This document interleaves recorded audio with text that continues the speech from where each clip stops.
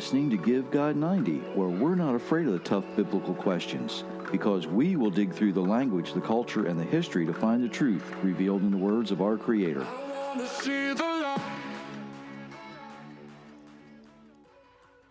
Happy Thursday, everyone. I'm not sure what it's like where you are, but we know it's winter here. Sure is. It has been chilly. Actually, it's been downright cold. We are in part of the United States that has the frigid temperatures. Not as bad as what they have up in the northern Midwest, but for where we are, it's chilly. We had, where we are, 9 degrees Fahrenheit the other morning, which if you're on the Celsius scale, it was 7? It was 7. On the Celsius scale, it's about 13 or 14 below zero, which sounds a lot more drastic and dramatic than it actually is. But anyway, we are surviving. Everything's good. I want to thank everybody for helping us boost our analytics by hitting those share buttons and like buttons and all those good things. Like I say, if you like what you hear, chances are your family and friends will like it, and your enemies certainly need to hear it too. So don't be afraid to share it. The books are still out there if you are so inclined. We need to be back on video so people can see the faces you make at me. You actually remembered the books tonight. If you didn't get a chance to listen to part 1 of what we're going to talk about tonight, I would encourage you to do that so you know what's going on. And in part 1, we went into pretty great depth and detail about not so much the origin of the feast, but who they apply to. And hopefully you understand that they're not Jewish festivals. Really the only, how can I say this? I'll say it this way. The only true, what we could consider Jewish festival would be Hanukkah, because Hanukkah was a proclamation that was made after the defeat of the Greek army. It did not come from the Almighty himself. He didn't put his, finger to the tablet and say, "Thou shalt celebrate this victory." But it was something that they wanted to commemorate and remember. So by simple majority proclamation, and at that time, the people living in Jerusalem were, the majority of them were of the tribe of Judah, so we could consider it a Jewish festival. But it can't be found in Leviticus 23. The feasts that are found in Leviticus 23 belong to the Creator. He has never relinquished ownership of them. And so we really truly can say they are the feasts or the appointed times of Yehovah. Of course, the first appointed time that he establishes is the weekly Sabbath, a day of his choosing, not of our choosing. And I was thinking about that. Could you imagine the chaos that it would have created throughout history if the Creator would have, in sometime in the middle of the week during the middle of creation would have said, I'm just taking a day off. It would no longer be the seventh day. It would be a different day. And I'm not sure that would work. And there's a lot of lessons we can learn from that, waiting to rest until your work is actually finished. But that's okay. I think you kind of get the point there. But he chose the seventh day. He says, I'm going to rest, and he set it aside to be holy. And he expects us to remember that and guard that. I want to look at something today that we get a little confused. And really, it's, how confusing can Passover be? Well, apparently we have really confused it. Meyer's going to read this passage. So go ahead and read that, and we'll get started. These are the Lord's appointed feasts, the sacred assemblies you are to proclaim at their appointed times.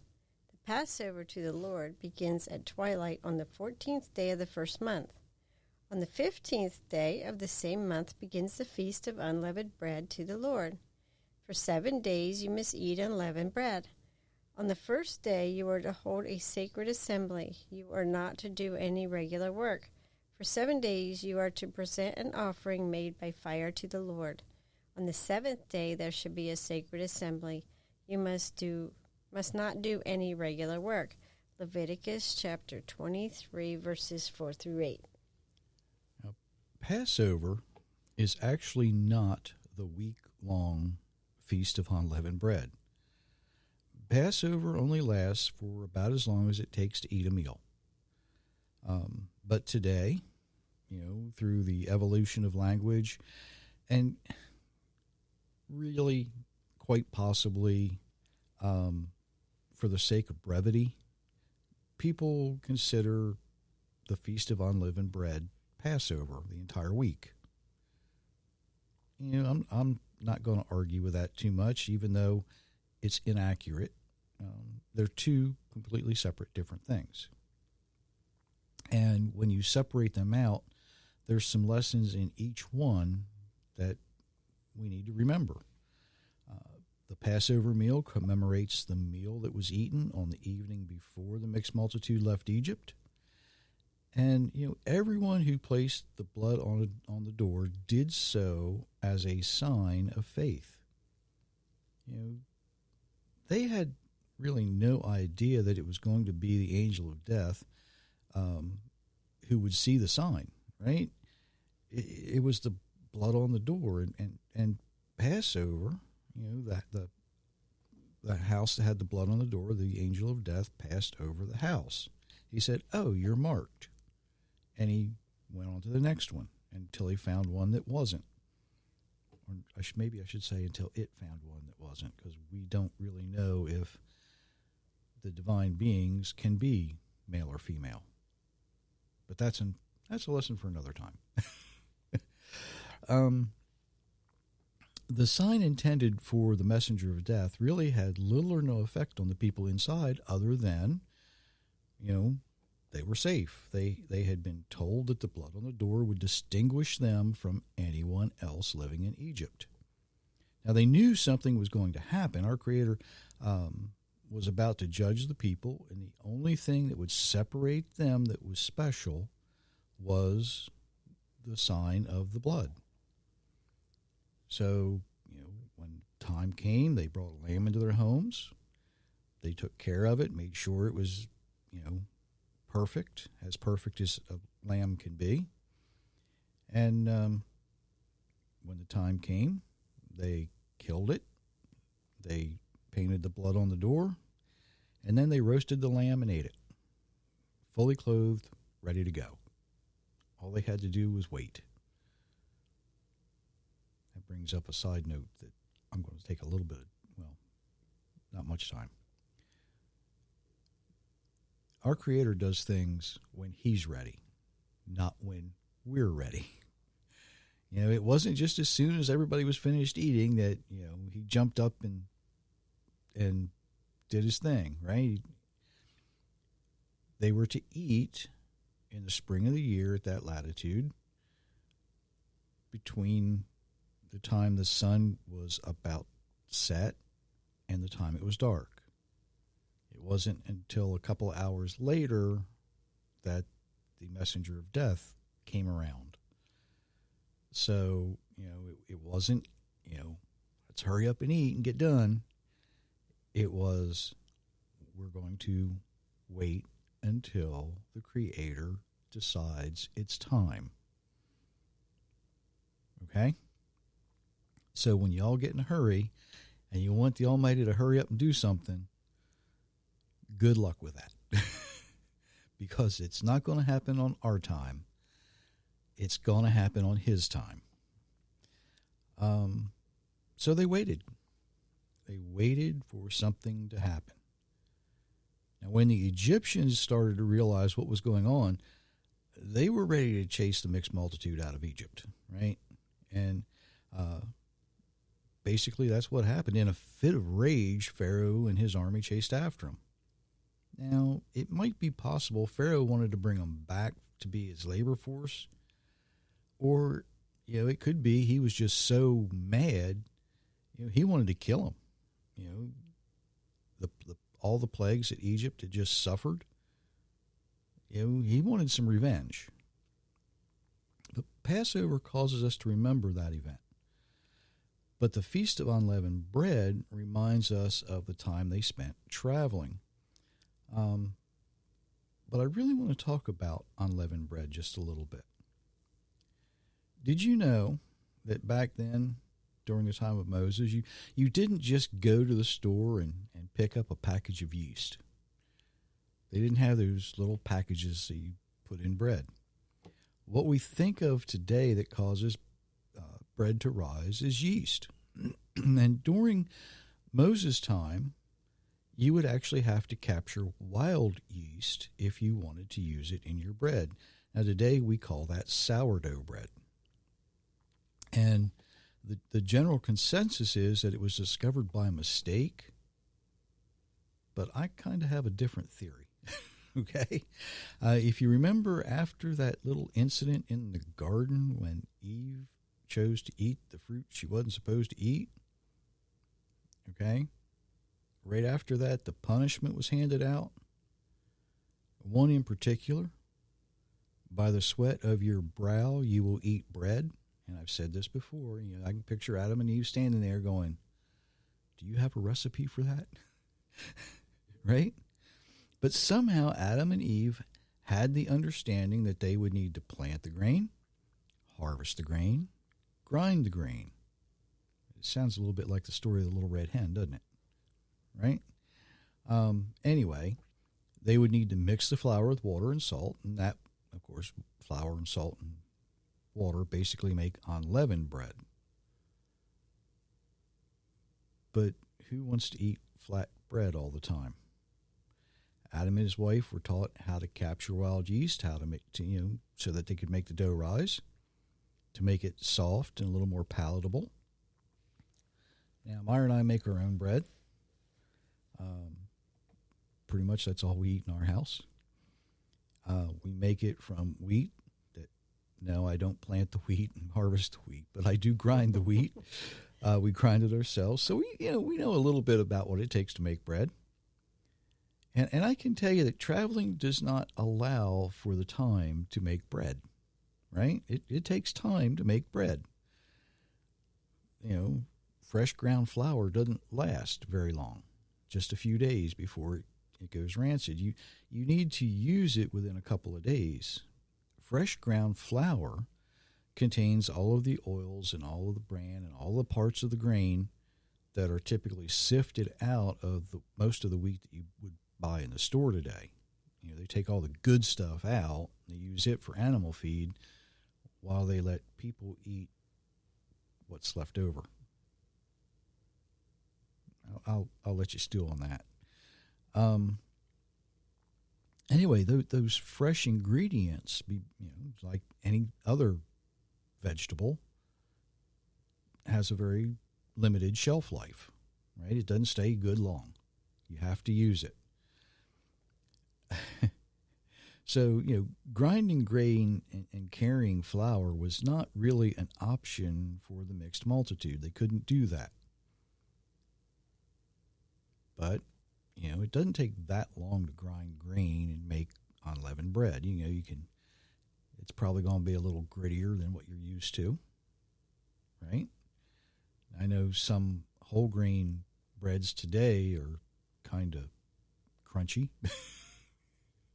I'll say that. Some of them aren't that good. I'm having faces made at me again.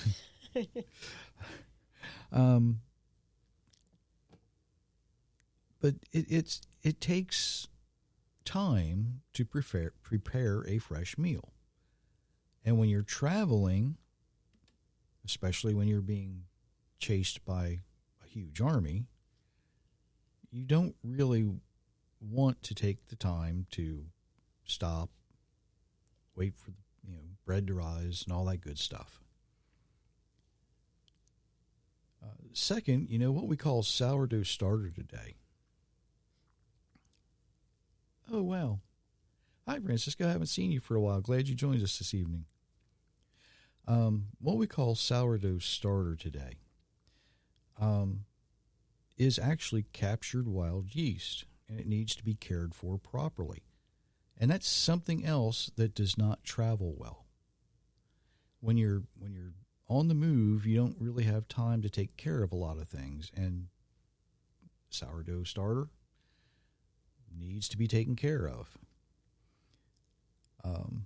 And let's not forget that there's, it takes time to knead the bread. You've got to let it rise, and then you knead it again. You let it rise, and then you bake it. All of these things take time. And you bake bread typically in some type of an oven facility, right? Whether it's a stone oven or our modern day kitchen ovens. They didn't have those things. You wouldn't take time to stop and make an oven to bake bread when you're trying to outrun the Egyptian army. It's just simply things that mixed multitude didn't have access for, didn't have time for. They needed to keep moving. And unleavened bread was the answer. Now, unlike hardtack, hardtack can be baked and it lasts for quite a while. Some people say it never goes bad, but it does. Unleavened bread can be prepared very quickly, and it can be eaten on the run. Basically all you need is a piece of metal and a fire, and you can make unleavened bread. Now, today we have matzah, right? And if you've ever had matzah, you understand why I call the Feast of Unleavened Bread the Feast of Crumbs. Matzah is like a very dry cracker. It's just more crunchy and more crumbly. In the time of Moses, though, unleavened bread would be more like a cross between a soft tortilla and a cracker. So it's not the crumbly substance that we're used to today. It would have been something a little bit different. It would have been baked until it was not quite hard, but not really soft either, so that it would travel, it would keep. But it wouldn't crumble in your hand like matzah today. You try to spread a little peanut butter or something on it, and it just falls apart. Some of it's pretty good, though, but, it's just hard to eat. and it was really a very good travel food. You could eat it with a little bit of fruit or a little bit of honey, and it would sustain you for a long time. So let's face it, the mixed multitude didn't have the MREs, the meals ready to eat that we have today. They didn't have a lot of things that would make travel easier. They had what they needed. The first thing they needed was our Creator leading them. And then they had unleavened bread. What more could you ask for? Well, they asked for a lot of things, but some of it they didn't get. Some of it they got way too much of. And I've heard sermons preached at me that have compared leaven to sin. And to some degree, that is an okay analogy. But the reality is, without that captured wild yeast to improve the bread, all we'd have is crumbs.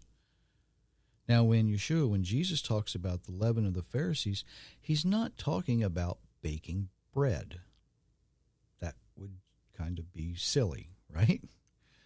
He's speaking about the influence of the Pharisees. Yeast has an effect or an influence on the dough.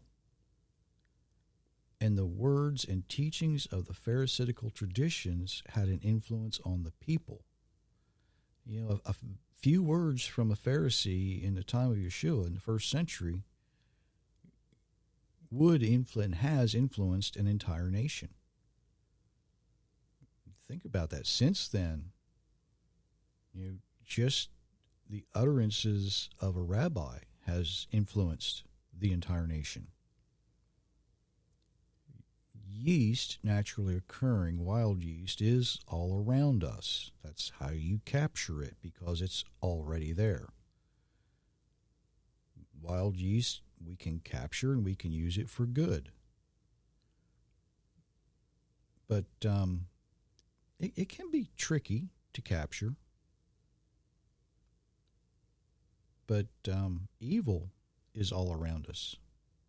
And it's very, very hard to capture. And it's never used for good. The Feast of Unleavened Bread reminds us of the time spent traveling as the mixed multitude left Egypt. And, it also reminds us of what it takes to recover from that travel. After they settled in Midian at the mountain, one of the things they needed to do was start their, they had to capture that wild yeast so they could make bread again. They had to have that starter so the dough would rise. And yes, after a lot of grumbling and whining, they wouldn't need to capture wild yeast for about 40 years, right? They had manna. So there's that period of time between leaving Egypt, getting established at the base of the mountain, hearing hearing and seeing the voice of the Creator, and all the complaining that led to the manna being given to them. I guess we could say that way. It's like, this is what, can you really say it was given when he hands it to you, says, eat this? Something to think about. Something to think about. So, there's a lesson there, right? Be careful what you ask for. Be careful what you complain about. I've heard a lot of people over the years, oh, I wish the good Lord would do this. I wish the good Lord would do that. I begged and pleaded and asked for this and begged and pleaded and asked for that. Be careful what you complain about. You might get something you don't want. And I'm going to go here. Did you notice when I didn't talk about with Passover? I didn't talk about when it is or how to calculate it, what to look for. And I'm going to leave that to the experts on the subject, the real experts on the subject. I have heard so many over the years, and you kind of get tired of listening to people who don't speak Hebrew. They've never planted barley. They've never harvested barley, so they wouldn't know what stage Aviv is in barley. But yet they're trying to tell you when it is, and they argue with the people who do know these things. That doesn't make a lot of sense to me. You can't take an American Christian who doesn't speak a lick of Hebrew and lives in the city, grew up in the city, and expect them to know more than somebody who lives in Israel, speaks Hebrew, has been involved with agriculture the majority of their life, and has done the research, has done all of the necessary findings. So, find somebody that is knowledgeable. Find somebody that knows what they're talking about if you're going to listen to them. I will say this. Deborah Gordon is very good with this. That she's done the research, she's done the study, she's put in the time. She has probably one of the best grasps of knowledge in this matter that I know. If you're interested, you can find her. I believe her site is Deborah's Date Tree. Deborah. It has a V in it, I believe. Deborah's Date Tree is how you can find her if you're interested. So think about those things. Passover and unleavened bread are two distinctly different concepts. Passover is an event that lasts as long as it takes to eat a meal, and it reminds us of something different than the Feast of the Unleavened Bread, which lasts for 7 days. And by the way, you rest on the first day, you rest on the last day. You're expected to do things that you're supposed to be doing in between. You don't get to be lazy all day. And something else while I'm here, and I've said this before, and I'm going to remind you now. I know it's called the Feast of Unleavened Bread, but you don't have to eat only matzah all week. Okay? I know people who've tried this, and it was a turnoff for them. It really was. You can eat more than just matzah. I know we call it the Feast of Unleavened Bread, but it's only because you can't have anything with any rising agent in it. So, grapes are okay, honey's okay. You can have latkes. And lamb. And lamb. Falafels.